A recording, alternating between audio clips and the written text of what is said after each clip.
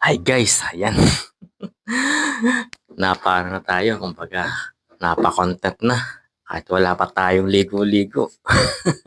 Ayan guys, oh. Halata naman sa buhok ko, naglalangis. Pero anyways guys, wala naman sa akin yan, kahit di ka maligo eh. Ang kagandahan dito kay TikTok guys, kahit hindi ka maligo o kahit anong oras ka pwedeng mag-content. Kasi ano naman yan eh, nakadepende sa iyo eh. Saka hindi ka mismong maano sa mga oras mo dahil ikaw ang may kapit. Kahit anong pagmumukha pa yan, guys. Kahit hindi ka naligo, ayan, pwedeng-pwede kang mag-content kasi yun nga, nasa iyo at depende sa iyo kung anong itsura ang gagawin mo sa pagmukha mo. O, di ba? Yan ang kagandahan sa TikTok, guys.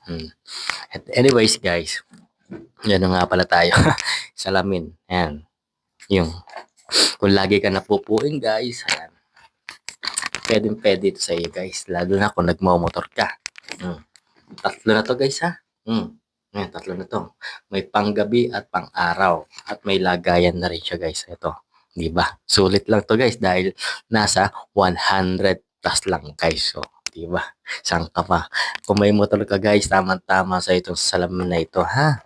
Dahil kung lagi ka napupuing, ayan, pwedeng-pwede sa ito. No, alam mo na. Ayan, check out mo na.